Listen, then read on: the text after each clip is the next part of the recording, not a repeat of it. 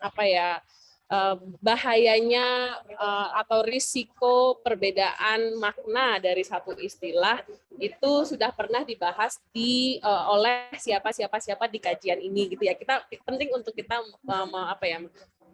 memasukkan referensi di jurnal itu supaya meningkatkan posibilitas paper kita bisa diterima di jurnal itu. Dan yang kedua, selain meningkatkan posibilitas, memudahkan kita juga untuk membaca literatur gap-nya ya. Di jurnal itu sudah bahas apa saja kalau tentang terminologi, bahasa gitu ya. Dan kira-kira apa kontribusi dari penelitian Mbak Kunta ini,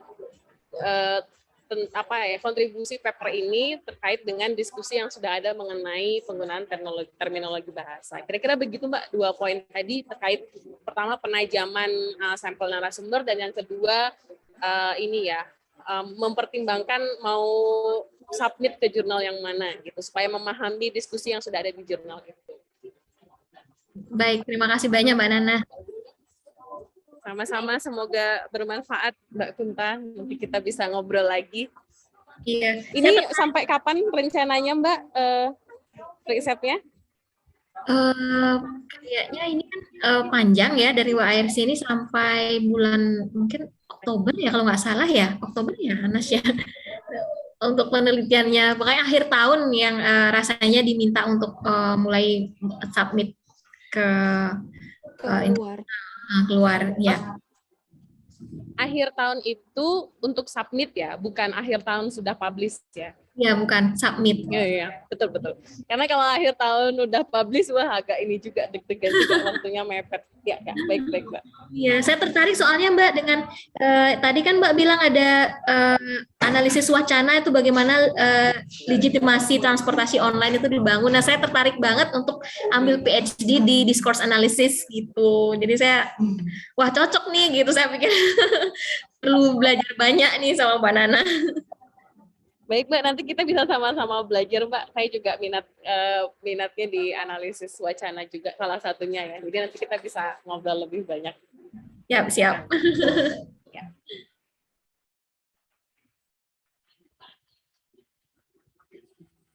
Monggo, ini dari Mbak Kunta ada lagi atau mau dikembalikan ke moderatornya? Ke Mbak Mira.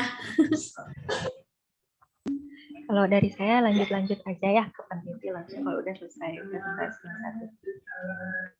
Silahkan, ke siapa dulu? Mungkin saya bisa ya. Silakan Mas Hadi. Oh ya, perkenalan mungkin kita belum ya Mbak Nana atau Kak Nana. Saya Hadi, Putu Hadi Pratnyana. Kalau mau panggil akrabnya bisa Putu, nama yang lebih hangat mungkin ya. Tapi panggil Hadi saja juga bisa.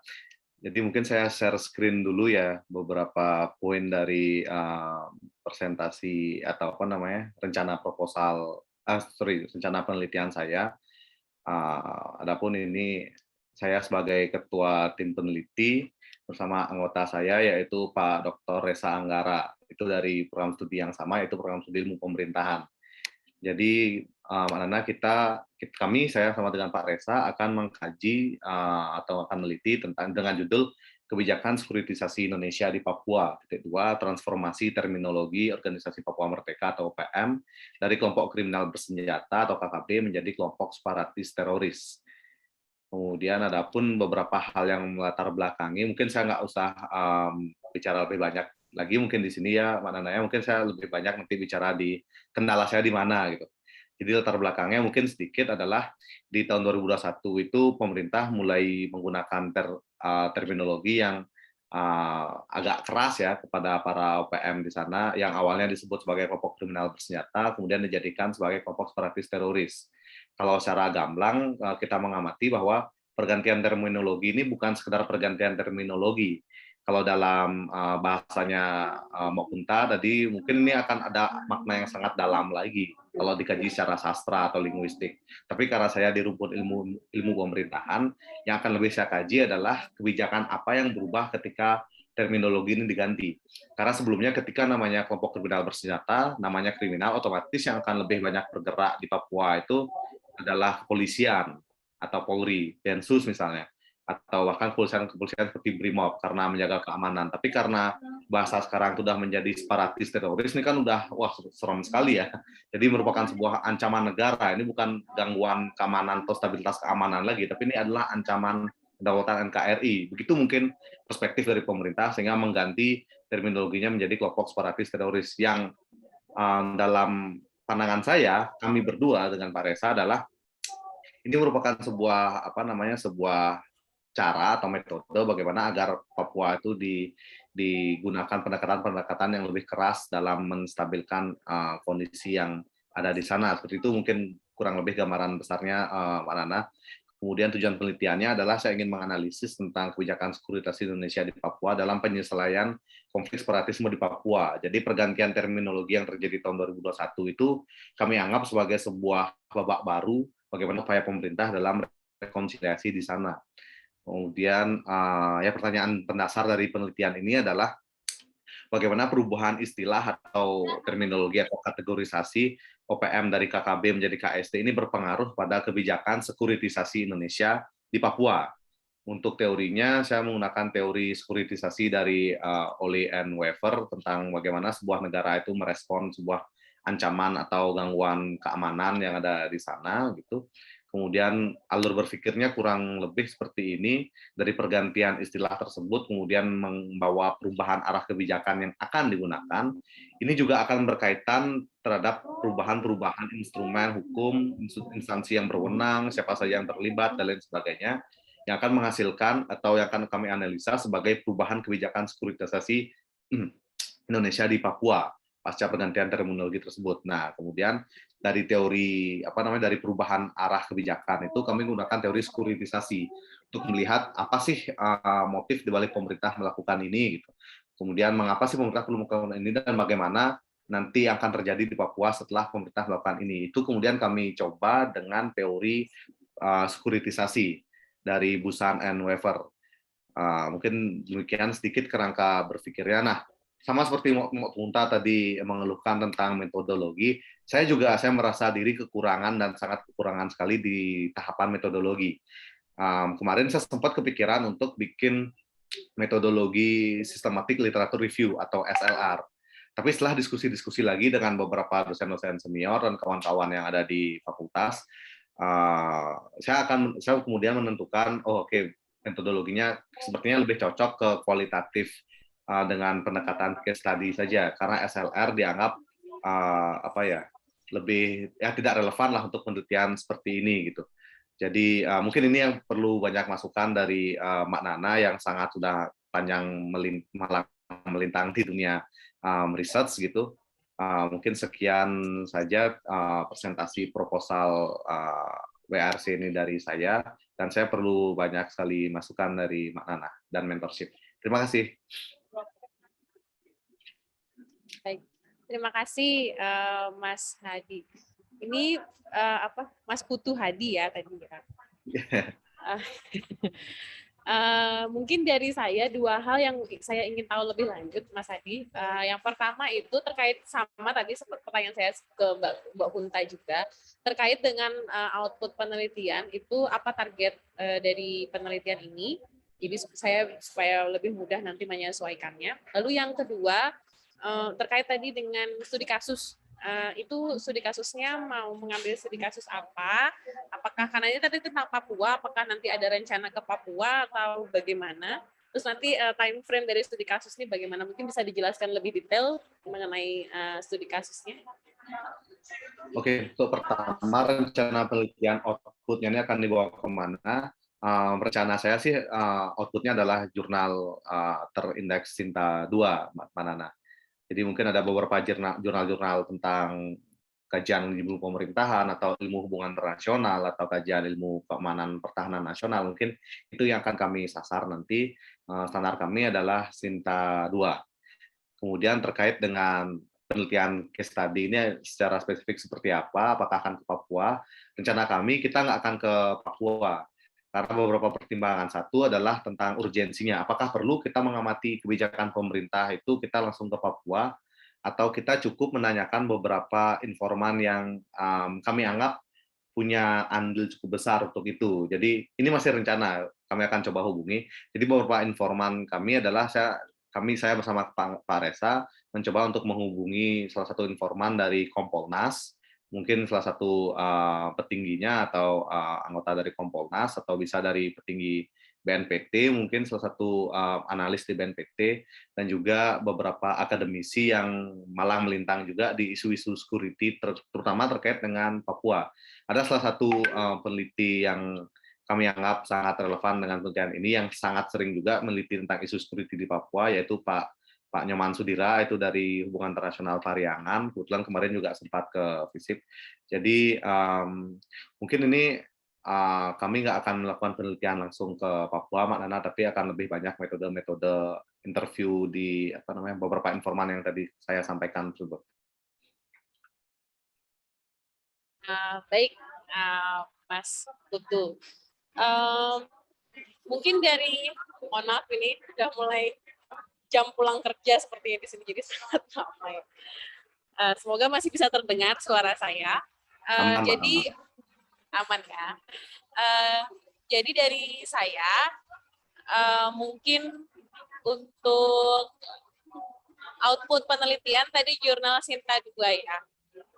Setidaknya berarti nanti perlu punya argumen utama dari papernya Mas Putu dan tadi Pak siapa nggih satu lagi timnya? Pak Reza. Pak Reza.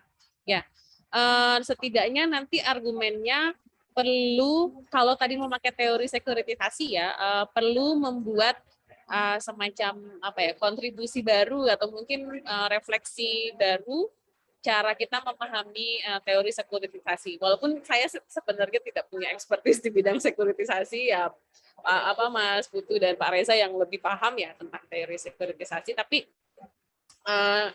biasanya dalam penulisan jurnal salah satu syaratnya adalah ini paper harus punya kontribusi setidaknya secara teoritis atau secara empiris. Kalau memang teori sekuritisasi belum banyak yang membahas tentang Papua, nah itu bisa jadi kontribusi empirisnya. Tapi kalau sudah banyak yang membahas tentang Papua, nah mungkin nanti perlu didalami lagi dari semua kajian sekuritisasi tentang Papua, apa elemen yang belum dibahas, dan itu yang akhirnya papernya Mas Putu dan Pak Reza nanti jadikan kontribusi. Kira-kira itu pertimbangan pertama mengenai output penelitian. Lalu yang kedua, kalau saya boleh share screen, ini saya bisa share screen nggak ya? Boleh gantian ya Mas Putu buat share screen ya. Ini saya mau share paper saya yang menggunakan analisis wacana. Jadi di sini yang ingin saya tunjukkan adalah ini yang di kanan ini. Jadi ini saya cuma lihat paper saya sekarang di sini tampilannya. Tapi ini di paling atas ini mungkin bisa nggak ya saya perbesar. Nah ini, jadi saya di salah satu output dari analisis wacana yang saya lakukan itu saya membuat dua timeline yang berbeda. Yang pertama, timeline di atas ini adalah timeline kebijakan pemerintah mengenai transportasi online gitu. Dari peraturan Menteri 32 tahun 2016 sampai peraturan Menteri 12 tahun 2019, ini timeline kebijakan pemerintah. Dan di bawah adalah timeline, karena di sini saya ingin bercerita, agak mirip sebenarnya tadi dengan penelitiannya Mas Putu ya. Di sini saya ingin cerita gimana sih kaitannya demo-demo gitu ya, demo-demo yang dilakukan oleh taksol, ojol, bahkan oleh taksi konvensional, itu kaitannya dengan peraturan pemerintah gitu. Apakah ini ada hubungannya apa tidak? Nah, di timeline ini yang kedua saya membuat timeline mengenai demo-demo yang dilakukan oleh taksol, ojol, dan juga taksi konvensional. Nah, ini kira-kira visualisasinya. Bayangan saya mungkin Mas Putu dan Pak Raisa bisa mempertimbangkan membuat timeline yang serupa, begitu ya. Jadi di sini kebijakan pemerintahnya, lalu di sini tadi perubahan terminologinya, begitu. Kapan apa terminologi kriminal bersenjata itu dipakai, lalu kapan terminologi separatis radikal ya tadi kalau nggak salah. Separatis teroris. Separatis teroris, maaf. Separatis teroris itu dipakai. Jadi itu nanti bisa menggambarkan setidaknya gitu ya, apa ada kaitannya atau tidak. Dan di sini nanti mungkin Mas Putu dan Pak Resa bisa membaca lebih lanjut. Saya menggunakan pendekatan critical moment analysis gitu. Jadi yang saya petakan itu adalah jadi apa hasilnya. Selain saya membuat timeline kebijakan pemerintah dan kebijakan demonstrasi, saya juga mengidentifikasi mana sih dari semua timeline ini yang merupakan critical moment. Apa itu critical moment? Critical moment itu yang saya pahami adalah momen-momen di mana diskurs dominan atau wacana dominan itu ditantang atau mengalami kegoyahan karena ada wacana-wacana marginal yang naik. Ibaratnya tadi, anggaplah sebelumnya wacana Papua sebagai kelompok kriminal bersenjata itu adalah dominan. Lalu ada wacana lain gitu ya. Tadi kelompok separatis teroris. Nah, itu kira-kira kapan critical moment-nya? Nah, itu bisa menjadi salah satu temuan penting dalam penelitiannya Mas Putu dan Pak Raisa. Atau mungkin lebih baik lagi nanti ketika wawancara begitu ternyata bisa ketemu ketemu terminologi lain sebenarnya yang ada tapi memang tidak muncul ke permukaan gitu karena kalah sama terminologi yang sudah dominan. Nah, itu lebih menarik lagi. Jadi nanti salah satu temuannya Pak Raisa dan Mas itu bisa menggambarkan gitu. Ini loh ada terminologi yang marginal sebenarnya dan mungkin bisa dipertimbangkan gitu atau mungkin bisa jadi istilahnya perspektif yang bisa melengkapi pemahaman kita mengenai kondisi Papua. Misalnya seperti itu. Nanti mungkin saya akan bagikan paper ini karena di situ ada penjelasan juga mengenai critical moment analysis dan bagaimana bagaimana operasionalisasinya gitu. Jadi yang saya suka dari critical moment analysis, apalagi ini isu-isu yang sifatnya sensitif, kontroversi, di mana pasti perspektifnya banyak gitu ya, tidak hanya binary salah benar gitu kan, perspektifnya sangat banyak. Nah, critical moment analysis ini salah satu keuntungannya adalah analisis ini tidak melihat konflik itu secara biner, tidak, oh ini kelompok yang jahat, ini kelompok yang baik. Tapi justru yang menjadi fokus dari critical moment analysis ini adalah kita mencari kapan masa-masa transisi itu terjadi, kapan turning point-nya. Nah, perbedaannya adalah ketika kita melakukan wawancara, ketika saya melakukan wawancara, saya tidak memulai pertanyaannya dengan kenapa terminologi ini dipakai tidak, tapi saya memulai wawancara dengan kapan. Menurut Bapak, Ibu, nanti kalau saya wawancara dengan BNPB atau dengan operator lain, menurut Bapak, Ibu, kapan sih waktu-waktu penting gitu? Waktu-waktu yang menurut Bapak itu penting, yang istilahnya yang sangat mempengaruhi status atau yang sangat mempengaruhi cara kita mengkategorisasi aktor-aktor di Papua ini. Nah, itu pertanyaan pembuka yang nanti bayangannya data atau jawaban dari narasumber itu adalah mereka bisa menceritakan timeline-nya. Dan biasanya nanti setiap narasumber kan pasti punya pemahaman yang berbeda, timeline yang berbeda menurut mereka kapan masa-masa penting dari perubahan terminologi. Nah, itu bisa menjadi salah satu temuan juga dari penelitian Mas Putu dan juga Pak Raisa. Itu kira-kira.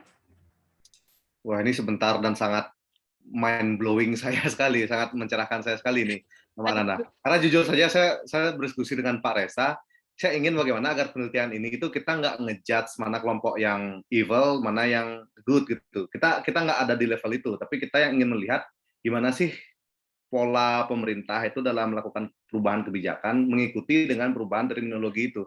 Karena kita berpandangan bahwa ini bukan sekedar perubahan terminologi saja, tapi akan ada kebijakan-kebijakan susulan lain. Nah, critical moment analysis itu tadi sangat menjadi masukan yang berharga sekali buat kami. Sekali lagi terima kasih buat Mbak Nana. Nanti akan kami perdalami lagi tentang critical moment analysis dan mungkin kami akan meneror Mbak Nana lagi dengan pertanyaan-pertanyaan lain tentang itu. Jadi terima kasih sekali dari saya, mungkin sekian. Sama-sama Mas Putu Hadi, memang sudah Mbak Mira sudah menugaskan saya untuk diteror, jadi saya dengan senang diteror oleh Mas Buat semua. Monggo silahkan Sebentar selanjutnya. Mbak, Ya. ini ada Pak Gede Mahaputra baru join. Silakan Pak Mangde. Oh iya Pak Gede, salam kenal Pak Mangde. Sorry ini saya akunnya salah nih karena akunnya terlanjur terdaftar atas nama ini. Terus laptop saya pas bermasalah gitu, setiap saat dihidupin selalu dia mengupdate dirinya sendiri. Jadi saya pakai HP.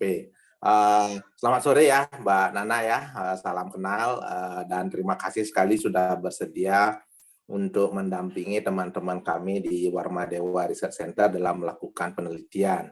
Jadi di grup ini ada berapa ya? Ada 4 ya, 4 apa 5 ya Mira ya, kelompok peneliti yang akan didampingi oleh Mbak Nana. Jadi mohon maaf saya terlambat dan saya juga sangat menikmati tadi diskusinya. Saya banyak belajar hal baru dari diskusi tadi. Saya tidak bisa mengucapkan banyak hal, saya hanya mengucapkan terima kasih dan mudah-mudahan kita bisa bekerja sama terus ya Mbak Nana ya. Sampai penelitian ini selesai dan nanti kita akan lanjutkan kerjasamanya ke tingkat yang lebih baik lagi. Terima kasih Mbak Nana. Saya kembalikan ke Mira. Silahkan Mbak Nana kalau ada mau kata-kata. Terima kasih juga atas kesempatannya Pak Made Maha. Ya kalau memang tidak ada lagi Pak Mangde, terima kasih. Siapa selanjutnya yang mau Ya, terima kasih juga dari saya yang terima kasih banyak Pak Made Maha sudah diberikan kesempatan gitu. Iya. Selanjutnya kayaknya saya yang belum ya, Mbak Nana. Sebelum mulai perkenalan dulu, tadi semuanya udah perkenalan. Ini fotonya lucu ya. Lucu banget. Background-nya kayak penjara, Nas. Oke, ini Pak Gede Mahaputra, fotonya lucu ya. Oke. Baik, selamat sore Mbak Nana, Mbak Kunta, Pak Hadi, Pak GKPB, oh nggak salah, Pak Victor, Pak Agung Parameswara. Semua selamat sore. Mohon maaf ini saya joinnya agak terlambat juga Mbak Nana.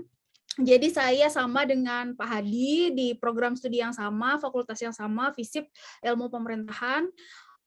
Sebelumnya saya mau izin share screen dulu untuk mempersingkat waktu ya. Saya share screen. Nah, sudah terlihat Mbak Nana dan teman-teman semua?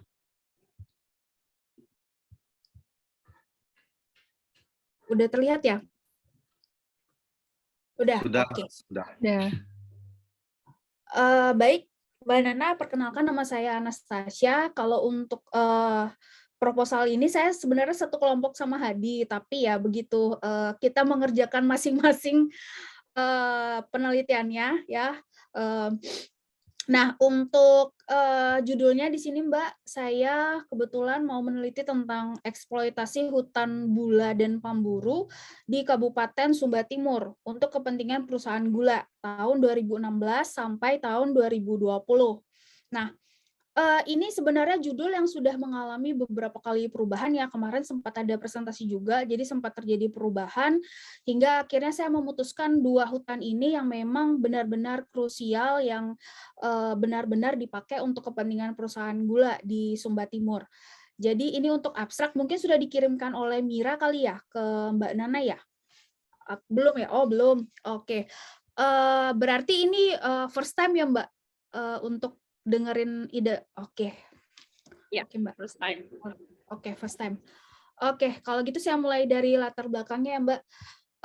Sebenarnya kalau bicara gula ini, Indonesia itu butuh gula yang banyak, tetapi kebun gula masih terbatas. Biasanya ditemuinya di Pulau Jawa begitu. Nah, pada pemerintahan Jokowi yang kemarin ini, beliau salah satu proyek masuk di dalam RPJMN-nya itu tentang swasembada gula nasional. Nah, beliau kemudian memutuskan perusahaan-perusahaan atau lahan-lahan yang akan dibangun perusahaan gula atau pabrik gula. Salah satunya ada di NTT, Mbak. Nah, kita tahu nih NTT itu kan kering ya, susah air begitu kan, terkenalnya seperti itu begitu. Tapi kemudian pemerintah memilih lokasi di Sumba Timur untuk membangun pabrik gula beserta kebun-kebunnya, mungkin dimulai ditanam di sana begitu. Nah, di sana yang mendapatkan izin itu PT Muria Sumba Manis ya, dengan izin pemanfaatan ruangan di atas lahan 41.000 hektar. Jadi dia menjadi perusahaan gula pertama dan satu-satunya di wilayah NTT. Nah, kita tahu nih untuk perkebunan tebu biasanya itu kan memerlukan embung ya Mbak ya. Teman-teman semua perlu embung, sumber air yang benar-benar kuat gitu untuk perkebunan tebu gitu. Nah, di sana justru mata air milik suku adat yang kemudian digunakan oleh perusahaan gula ini. Jadi dengan berbekal hak guna usaha, kemudian izin pemanfaatan ruangan begitu.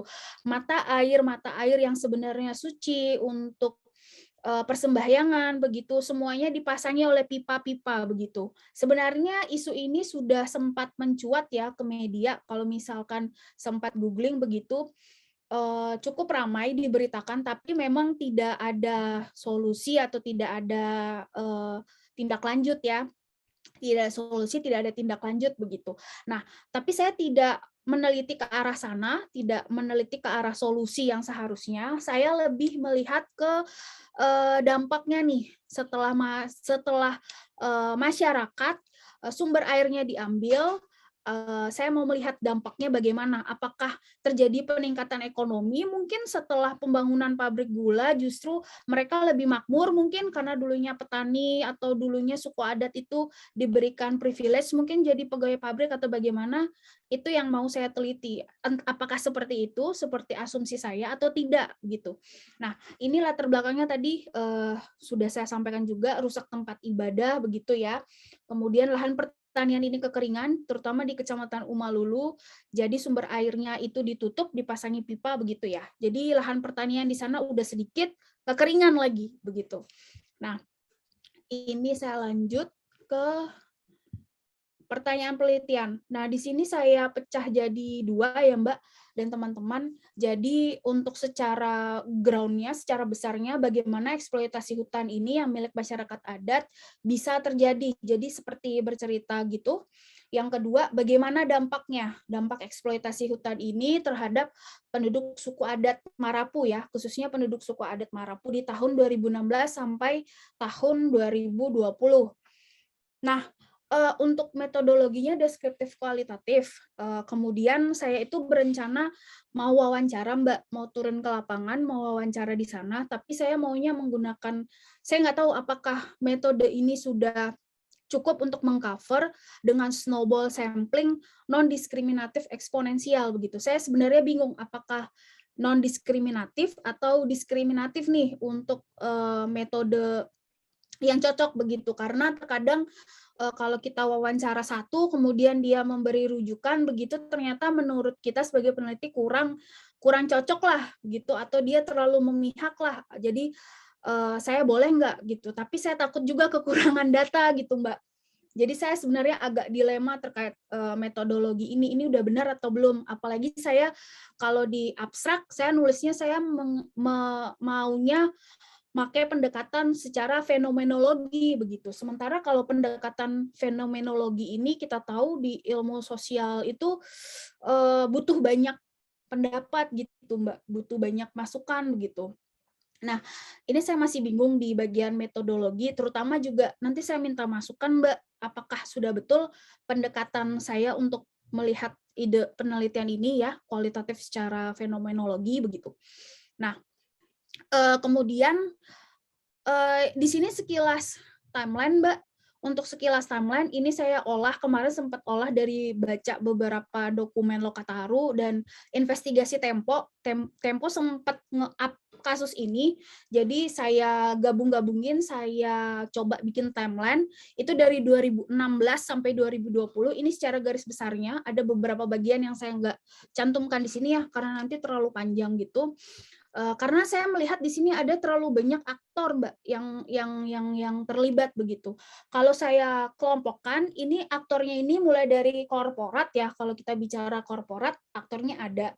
Kemudian dari negara aktornya juga ada begitu. Lalu dari pemerintah daerah juga ada aktornya. Waktu itu Bupati saat itu Gideon, juga Gubernur NTT saat itu Frans Leburaya yang kemarin udah meninggal itu, dan tentunya masyarakat ya, kelompok masyarakat adat suku Marapu yang sudah melakukan banyak sekali protes lah Mbak, mulai dari sampai masuk penjara, dianiaya, itu banyak lah kasusnya. Begitu. Nah, teori Mbak, saya ada 2 ini sih sebenarnya Mbak, tapi saya nggak tahu ini cocok apa enggak ya. Jadi dari beberapa jurnal yang saya lihat ngebahas isu ini, itu beberapa pakai teori Coase Theorem. Jadi penyelesaian alokasi sumber daya ini bisa diselesaikan dengan tawar-menawar antara para pihak gitu. Cuman ini kayaknya lebih banyak ke arah ekonomi begitu ya. Tapi beberapa saya lihat kalau ngomongin sumber daya air seperti itu, pembagian kekuasaannya lebih banyak pakai Coase Theorem. Cuman saya masih belum yakin pakai ini atau enggak. Sementara saya juga menemukan dari beberapa jurnal itu untuk pembagian alokasi penggunaan sumber daya air ini ya, atau penggunaan hutan ini, dia ke arah game theory between decision makers begitu. Jadi kalau misalkan aktor yang kita pakai state begitu, di sini kita pakai state, lalu kita coba pakai game theory between decision makers, mungkin kira-kira seperti ini Mbak jadinya. Ini saya ambil dari jurnal juga, ini terbitan tahun 2016, yang teori yang sama sudah digunakan di beberapa jurnal ya. Saya lihat beberapa masalah yang sejenis, tapi mereka ada teori-teori gandengannya lagi begitu, nggak cuma ini aja. Jadi di sini ada functional positioning-nya, ada kepentingan ekologinya, ada resource-nya juga gitu. Nanti siapa yang sebenarnya memulai dari, mungkin dari timeline itu bisa saya masukkan siapa yang kemudian memberikan perintah untuk memberi izinnya begitu, untuk kerjasamanya dari pemerintah daerah, untuk ACC-nya, untuk penambahan luas izin pemanfaatan ruangnya begitu. Karena kalau kita lihat di tahun 2016 ini sebenarnya izinnya cuma 19.000 hektar begitu, tapi kok makin lama makin besar Mbak, sampai 42.000 hektar gitu. Jadi sampai hutan-hutan itu juga dibabat begitu untuk pembangunan perkebunan tebu dan pabriknya gitu. Jadi selain pabrik yang bentuknya fisik, ada juga perkebunan gitu. Nah, izinnya ini setelah berganti, maksud saya izinnya ini bahkan sudah lewat dari gubernur waktu itu.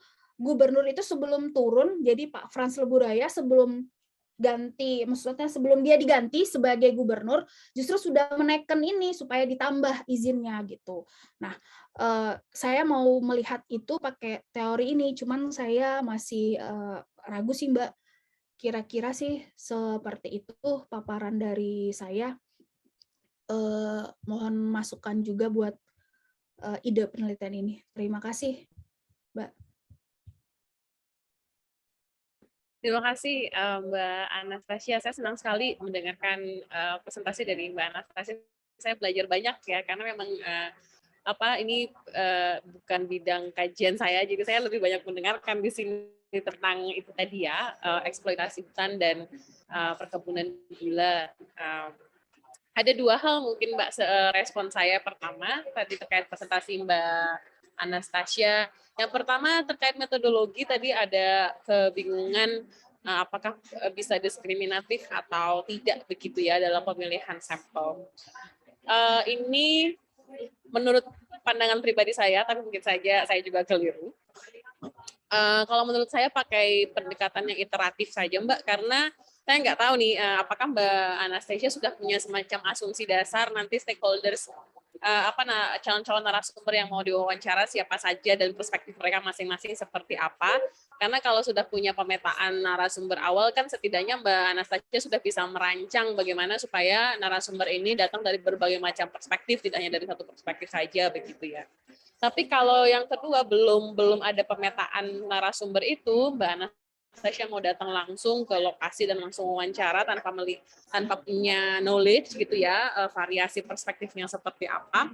Saran saya pakai pendekatan yang sifatnya iteratif saja gitu. Jadi ikuti dulu rekomendasi dari setiap narasumber gitu ya. Tapi ternyata setelah wawancara kok masih sama, ya nggak apa-apa, bisa mencari narasumber dengan perspektif lain.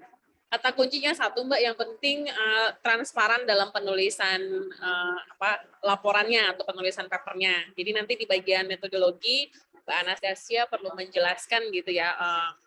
Jadi metode ini penelitian ini menggunakan metode wawancara snowball effect gitu.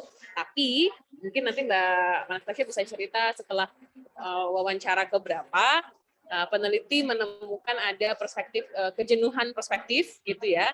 Dan akhirnya peneliti memutuskan untuk mencari perspektif lain dengan cara apa gitu. Itu menurut saya nggak masalah. Yang penting itu sesuatu yang sifatnya transparan dan bisa dipertanggungjawabkan. Nah, itu bisa dipertimbangkan menjadi salah satu masukan ke Mbak Anastasia. Lalu yang kedua, sebenarnya saya melihat rencana penelitian ini cukup solid, jadi metodologinya sudah jelas, lalu landasan teori yang digunakan juga sudah ada gitu ya. Saya sudah bisa membayangkan setidaknya kontribusi paper ini untuk sebuah jurnal akan seperti apa gitu.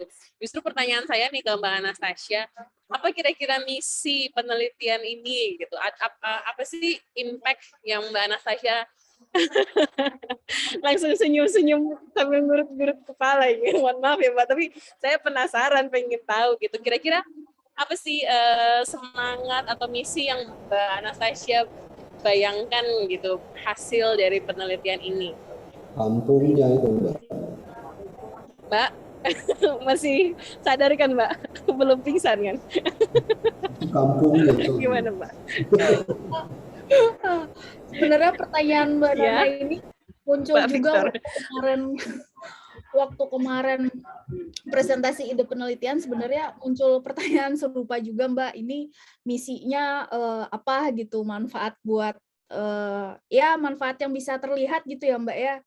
Apakah menambah perspektif baru di keilmuan mungkin, atau bermanfaat buat masyarakatnya gitu kan ya Mbak ya. Sebenarnya saya juga mungkin karena saya bisa dibilang punya rumah di sana juga Mbak. Saya tuh sering banget dengar cerita dampak-dampak orang-orang yang mengalami korban pembangunan pabrik gula ini. Jadi awalnya tuh dari sana sebenarnya. Jadi ketika ditanya tujuannya ini apa? Apakah untuk pembangunan daerah kah, begitukah, atau untuk membantu masyarakat adat mungkin. Nah, saya sebenarnya belum bisa menjawab ini. Saya sih harapnya ada tujuan Mbak, bermanfaat gitu. Tapi mungkin manfaatnya ini yang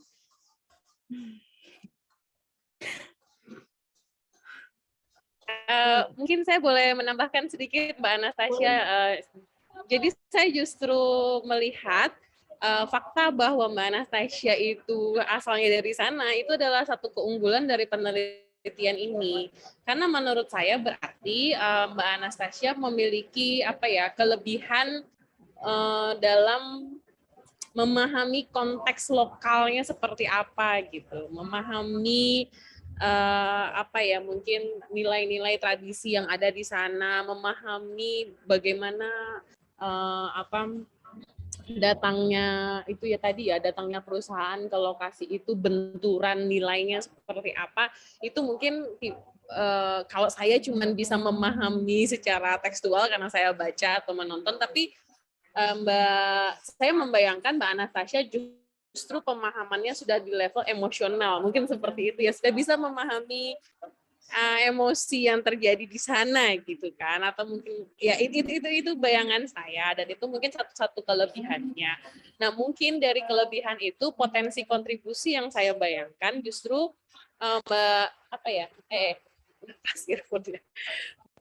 Anastasia bisa mengemukakan pandangan-pandangan yang sifatnya sangat lokal dan tradisional ini gitu, yang mungkin oleh saya, oleh orang-orang yang lain, oleh pemerintah atau bahkan oleh audiensi internasional tidak tahu, tidak paham gitu.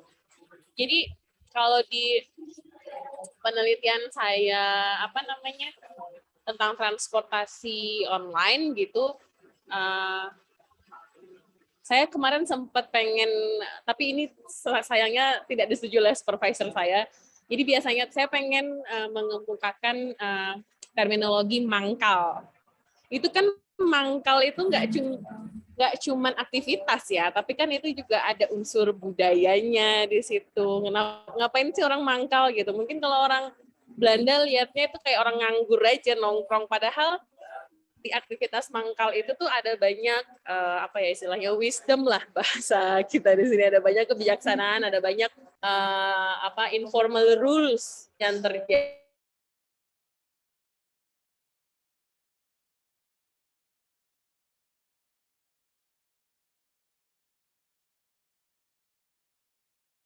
Istilahnya memperkenalkan nilai-nilai yang seperti itu yang tadinya hanya ada dipahami gitu di kondisi lokal, tapi Mbak Anastasia membawanya ke audiensi yang lebih besar. Mungkin ada nilai-nilai atau tradisi-tradisi tentang cara kita memahami hutan misalnya. Adat-adat apa sih ajaran-ajaran tentang hutan yang kita belum tahu, yang menurut Mbak Anastasia itu penting. Dan mungkin ini bisa dikaitkan nanti dengan kajian-kajian tentang sustainability decision kalau berminat misalnya seperti itu. Itu bayangan saya, salah satu kontribusi yang Mbak Anastasia bisa lakukan. Jadi istilahnya memperkenalkan gitu nilai-nilai yang mungkin sifatnya lokal, marginal, belum banyak dikenal. Nah, penelitian yang Mbak Anastasia ini bisa mewakili nilai-nilai itu. Bayangan saya sih seperti itu yang sementara ya, tapi ini bisa jadi saya keliru, bisa jadi ada potensi lain atau kontribusi lain yang menurut Mbak Anastasia lebih cocok.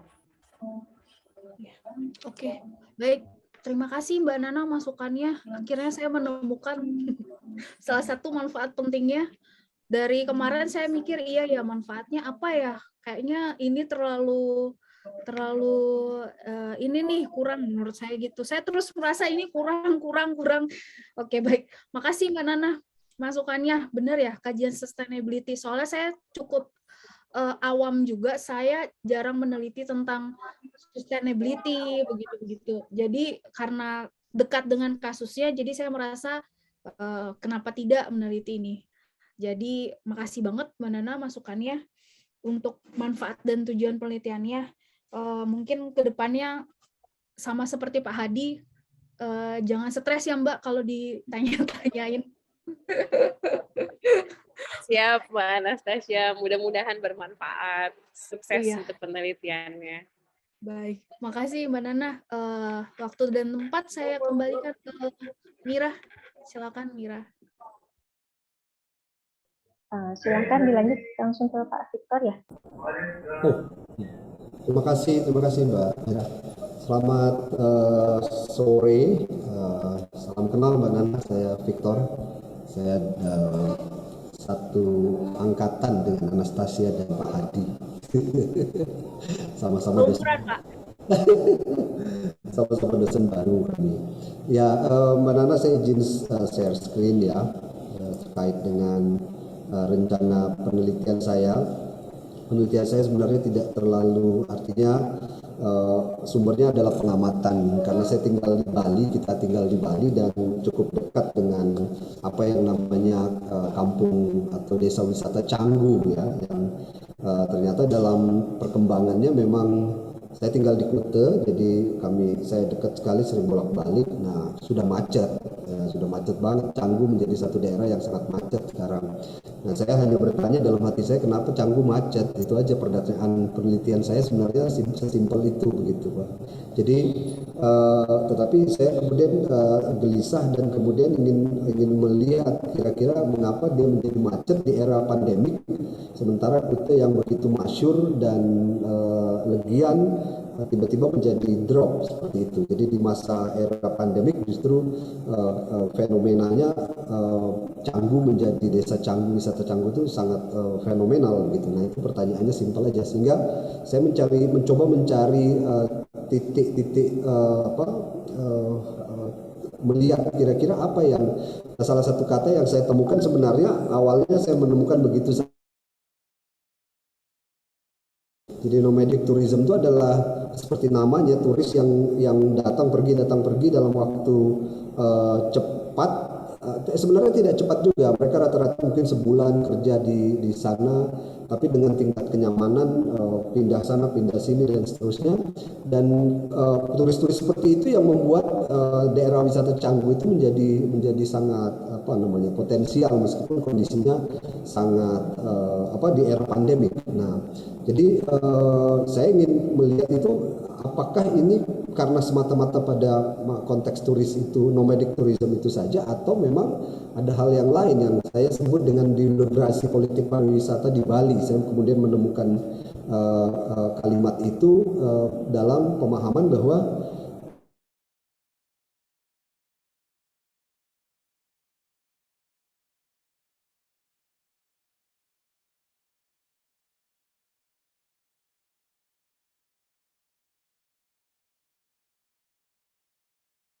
pusat membuat Bali itu menjadi daerah wisata. Mungkin 30-40 tahun yang lalu Bali bukan apa-apa, tapi kemudian tiba-tiba Adrian Vickers mengatakan meneliti sedemikian rupa bahwa memang sejarah politik Indonesia akhirnya pariwisata menunjukkan bahwa memang Bali itu diciptakan, surga yang diciptakan, sehingga memang pola-pola pembangunan dan sebagainya itu memang terpola sedemikian rupa berdasarkan konsep-konsep pusat begitu, yang sangat terpusat, sehingga dalam kenyataannya tidak disadari bahwa sebenarnya masyarakat Bali ini sebenarnya terpola sedemikian rupa, sehingga model pariwisatanya juga akhirnya sangat sentralistik yang saya sebut dengan konsepnya seperti state center gitu ya, state center. Jadi bukan community center model. Jadi ini yang kemudian terjadi ketika corona datang, virus datang, semuanya kolaps karena kreativitas komunitas nggak ada. Nah, ini yang kemudian saya masuk ke Canggu untuk melihat jangan-jangan di sana ada yang disebut dengan community center model gitu, yang kemudian coba dicek. Nampaknya ini saya belum terjun, dalam arti sebenarnya kami secara waktu sebenarnya sudah harus terjun ke lapangan karena dalam beberapa minggu ini kami ada kegiatan administratif di kampus untuk menemukan konsep-konsep deliberatif policy yang analisis yang kemudian dipahami dalam 4 perspektif. Yang pertama adalah the new species of politics, pembaruan ruang politik yang berubah. Jangan-jangan terjadi ketika dari politik Orde Baru masuk ke reformasi, memang ada ruang politik yang berubah seperti itu, yang dimaknai betul oleh dalam kondisi di Canggu itu, sehingga mereka juga bisa membangun komunitas base itu untuk membangun konsep pariwisatanya. Nah, ini yang perlu diteliti lebih dalam, bagaimana hubungan antara realita politik itu, perubahan realita politik itu kepada isu pariwisata. Yang kedua adalah politics and policy making. Jadi bagaimana condition of radical uncertainty. Jadi saya mengambil itu dalam konteks COVID-19, bagaimana perubahan yang radikal terjadi, tetapi dia masih tetap bisa mapan, stabil, meskipun ya memang tetap ada goncangan juga, tetapi tidak separah yang dipikirkan begitu ya. Nah, ini unik, kenapa begitu gitu ya. Dan kemudian ada dinamika heterogenitas di dalam masyarakat, the increase of importance of difference for our understanding of politics. Jadi di dalam teori bagian ketiga ini yang dibicarakan adalah mengenai heterogenitas. Nah, masyarakat Canggu itu masyarakat yang sangat heterogen. Nah, ini bagaimana realita itu bisa diangkat dalam konteks penyadaran terhadap community based yang berbasis masyarakat itu ya. Dan yang keempat analisanya adalah munculnya ketergantungan satu dengan yang lain ya. Jangan-jangan memang konteks konektivitas ini menjadi interdependensi ini menjadi sangat kuat di dalam konteks di Canggu, sehingga memang itu bisa membuat mereka menjadi solid gitu ya. Dan ada kepercayaan antar identitas, artinya situasi yang ada di sana. Nah, itu harapan saya dalam penelitian ini menemukan sebuah perubahan baik itu state center model kepada community center model, tapi juga menemukan apa yang disebut dengan perubahan atau pendulum swing dari model kebijakan pariwisata yang ada di Bali yang tadinya sangat sentralistik menjadi community centered model. Jadi sebenarnya itu saja yang ingin ditemukan di dalam penelitian ini dengan membahas dalam metode yang lebih kualitatif tentunya, dengan untuk melihat ruang-ruang yang lebih tajam nanti di dalam membahas 5 poin ini dalam penelitian saya, dalam penelitian kami nanti. Saya bersama dengan salah satu teman namanya Pak Agung Bram yang akan meneliti bersama-sama. Nah, mungkin saya senang sekali ada kritik yang tajam mungkin karena tentu ini masih dalam konteks awal, sehingga saya berharap bahwa kritik dari Mbak Nana akan sangat mempertajam ini dan apa yang nanti harus kami lakukan ke depan. Sesimpel itu sebenarnya materi penelitian yang ingin kami bangun, Mbak Nana. Terima kasih, Mbak Nana. Terima kasih Pak Victor atas presentasinya. Saya belajar banyak tadi ya tentang politik pariwisata yang terjadi di Bali begitu, dan saya menyukai salah satu objektif dari penelitian Pak Victor dan tim, bagaimana penelitian ini bisa memberikan alternatif pendekatan tentang bagaimana pariwisata itu bisa dikonstruksi gitu ya, tidak hanya dari state center system, tapi di sini Pak Victor ingin menawarkan alternatif community system gitu ya, community based system. Mungkin sebelumnya saya belum terlalu familiar Pak dengan terminologi nomadic tourism tadi ya Pak ya. Nah, apakah itu sudah menjadi terminologi yang istilahnya sudah ada kajian-kajian lain, atau itu nomadic tourism itu adalah istilah yang ingin Bapak tawarkan dalam penelitian ini? Ya, enggak. Jadi saya kira sudah cukup banyak yang menulis konsep istilah itu, Mbak. Jadi istilah misalnya penulisan-penulisan ringan di buku-buku turis, pamflet-pamflet turis itu yang sekarang tersebar di berbagai negara itu menjadikan model nomadic tourism itu sebagai model baru menikmati hidup gitu. Jadi sebenarnya bukan konsep baru, konsepnya istilahnya sebenarnya tidak baru, tetapi untuk Bali terbilang baru karena pemerintah Canggu kaget ketika mereka inspeksi, kok banyak sekali turis di sini. Ternyata para penggiat pariwisata di sana, oh iya mereka memang model ini sedang berkembang. Jadi misalnya kayak ruangan juga begitu, ruangan di sana di daerah Canggu tidak lagi misalnya orang ingin membangun hotel atau villa, tidak, mereka lebih banyak membangun working space misalnya, karena working space itu dipakai oleh teman-teman yang nomadic tourism ini untuk kerja. Jadi rata-rata kalau dari segi usia mereka ada di antara usia 20 sampai 40 tahun, terdiri dari kelas menengah ke atas, dan mereka menikmati hidup karena Canggu secara geografis menarik. Kalau Kuta hanya ada pantai, tapi Canggu ada pantai dan sawah. Nah ini pleasure sebenarnya, pleasure time, tapi sambil kerja, sambil dapat gaji, dibayar, tapi bisa menikmati hidup. Era corona akhirnya sangat memungkinkan untuk itu terjadi. Itu konsepnya, istilahnya sebenarnya bukan istilah sudah cukup lama, tapi dalam konteks Indonesia, konteks Bali, dia masih sangat baru saya kira istilah ini. Jadi bukan istilah yang saya buat. Gitu. Berarti saya melihat mungkin ada semacam potensi kontribusi secara empiris ya Pak Victor di Bali sendiri, karena bisa jadi kalau memang betul ini bisa menjadi praktik awal ini pionir gitu dari adanya nomadic tourism di Indonesia atau secara spesifik di Bali.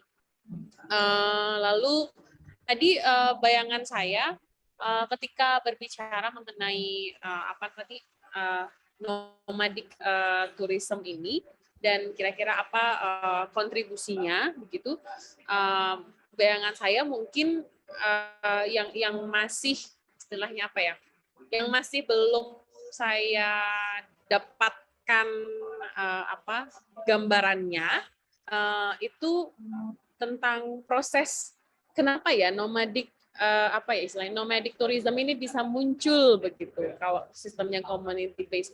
Saya jadi teringat kalau nggak salah tuh dulu ada berita viral tentang wisatawan US ya, kalau yang nggak salah yang sempat ditangkap oleh bagian imigrasi karena dia entah bikin buku e-book ya Pak, yang cara hidup murah di Bali gitu ya kalau nggak salah. Kalau saya nggak salah ingat itu. Nah, berarti apakah itu termasuk nanti bagian dari data-data yang akan Pak Victor pakai gitu. Jadi bagaimana ternyata jangan-jangan ini walaupun dia sistemnya community based, tapi ternyata community-nya ini bersifat foreign atau bersifat eksternal, bukan dari orang Bali-nya sendiri, tapi ini community yang dari luar, entah itu dari luar negeri atau itu dari Jakarta, orang-orang yang pengen work from Bali kan itu juga terkenal naik gitu ke permukaan. Itu sedikit ini ya Pak, saya cuman yang ada di benak saya saat ini gitu. Bagaimana sih cara kita memahami community base ini gitu? Ya. Jadi saya kira itu sama dengan itu yang mungkin yang harus saya lebih pertajam ya Mbak. Terima kasih pertanyaannya, bagus. Saya senang banget karena pada akhirnya itu bagaimana respon dari komunitas terhadap hal-hal yang seperti itu yang sebenarnya itu nggak terjadi di tempat-tempat yang lain seperti itu. Jadi misalnya dia nggak terjadi di Kuta. Sebenarnya dia pindah dari Ubud, dan sebenarnya Ubud nomadic tourism-nya cukup banyak. Tapi kemudian perlahan bergeser dalam beberapa tahun terakhir ini justru akhirnya fenomenal sekali di Canggu. Nah, kasus saya adalah hanya ingin melihat bagaimana respon community masyarakat di sana itu melihat konteks yang seperti itu, sehingga tidak lagi dari atas perspektifnya bahwa ini pemerintah bilang ini ada nomadic tourism, kamu harus bangun ini seperti orang membangun Kuta, Legian, Nusa Dua. Itu dikatakan bahwa ada turis datang, kamu Nusa Dua saya siapin ya begitu ya. Tapi ketika ini turis datang, model nomadic tourism datang, masyarakatnya dalam konteks heterogeneitas, dalam konteks identitas yang plural dan sebagainya, itu yang dalam 5 poin ini kesan saya, ini penelitian yang memang harus dipertajam, kesan saya bahwa mereka bisa membangun model itu sendiri, sehingga memang ketika COVID datang dia nggak tergoncang, kesan saya gitu, tidak hancur-hancuran lah. Kalau yang lainnya itu habis lah Mbak, kalau misalnya Bali itu Kuta dan seterusnya itu habis gitu. Tapi saya heran aja kenapa daerah. Nah, jadi bagi saya respon publik terhadap turis yang sama-sama datang dari luar, ternyata penangkapannya atau responnya berbeda, dan akhirnya nampaknya bisa settle. Kesan saya seperti itu. Berarti saya menangkap sebenarnya di dalam komunitas itu sendiri, baik itu antara warga lokal dan turis, itu ada dinamikanya juga ya Pak. Apa yang membedakan Canggu dengan daerah-daerah lain seperti Kuta dan Ubud? Ada dinamika yang unik nih di Canggu yang akhirnya membuat model nomadic tourism ini bisa berjalan di Canggu, bukan di Kuta atau bukan di daerah lain, kira-kira begitu ya Pak. Nah, mungkin satu poin terakhir dari saya Pak, ini karena terkait tadi Pak Victor bicara tentang politik pariwisata. Kalau melihat dari definisi Laswell, politik kan who gets what, when, and how. Apalagi ini bercerita mengenai Bali sebagai surga pariwisata. Justru pertanyaannya ada di surga buat siapa gitu kan, heaven for who gitu. Nah, mungkin tadi yang sempat ada di benak saya, salah satu poin menarik yang bisa dikaji lebih mendalam adalah biasanya kan politik pariwisata itu selalu antara negara dan warga begitu ya, antara dua aktor ini. Nah, mungkin bayangan saya justru penelitian ini bisa membedah dinamika politik di dalam komunitas. Jadi politics within community. Karena menurut saya mungkin nanti kalau penelitian Pak Victor ini bisa membedah perbedaan kepentingan gitu ya, dinamika politik yang ada di Canggu ini, menurut saya ini justru bisa membawa nuansa pemahaman baru Pak mengenai politik, bahwa kita tuh tidak hanya melihat komunitas tuh hanya satu perspektif, enggak loh, ternyata komunitas itu punya berbagai macam kepentingan, berbagai macam perspektif, mereka bisa berbenturan satu sama lain gitu. Jadi saya melihatnya seperti itu Pak, tapi mungkin saya keliru gitu Pak. Nah mungkin nanti bisa mudah-mudahan jadi salah satu pertimbangan dari Pak Victor juga. Ya, saya kira benar Pak. Jadi di poin 1 itu mengenai pembahasan ruang politik yang berubah itu mungkin dinamikanya ada di sana gitu. Jadi saya berterima kasih sekali karena ini jadi karena saya agak saya berharap semuanya proporsional ya. Artinya dalam pembahasannya, karena saya takutnya yang nomor 1 itu menjadi terlalu banyak dalam pembahasan sementara yang lainnya tidak di. Tapi Mbak Yohana tadi sempat mengatakan tentang itu, mungkin itu jadi bagus karena saya akhirnya bisa fokus ke sana. Dan ini saya kira bisa menjadi penelitian tersendiri nih nanti bersama Anastasia Novlina lagi ya Anas ya. Kita subkan lagi, kita subkan lagi jadi keahliannya tentang Canggu aja. Ada urusan politik, urusan Anas sebenarnya. Nggak cover Pak. Administrasi publik jadi lebih. Tapi terima kasih Mbak Nana karena saya pikir catatan terakhir itu membuka ruang buntu saya untuk bisa lebih tajam di bagian yang poin yang pertama itu, the new species of politics. Terima kasih Mbak.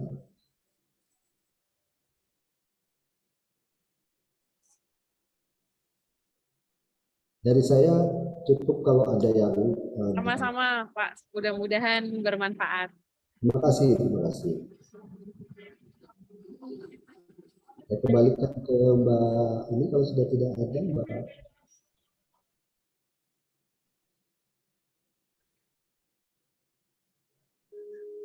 Oke, makasih. Maaf tadi kemute. Jadi sudah semua ya dapat presentasi ya?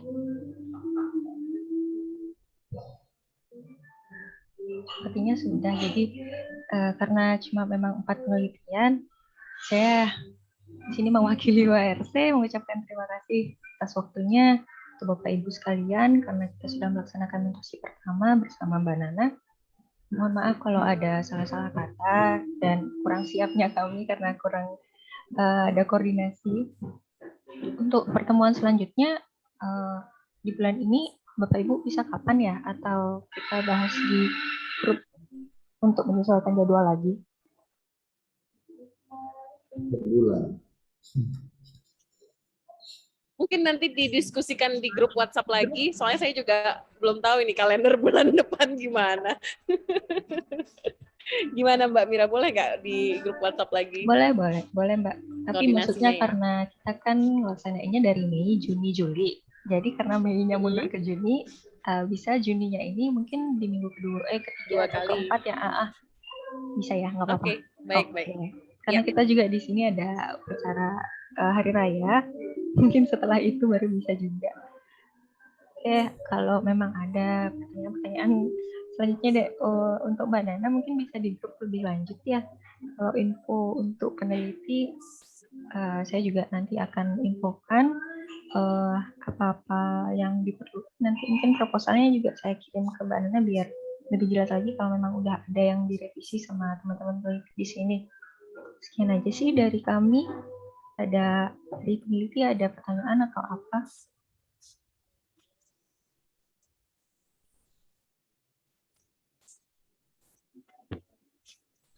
Ada Mir, aman.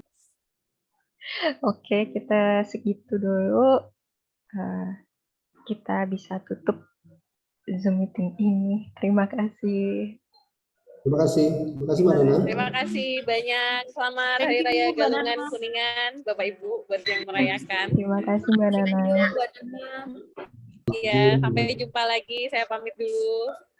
Thank you Mbak Nana, thank you Mira. Ya, terima kasih Bapak Ibu.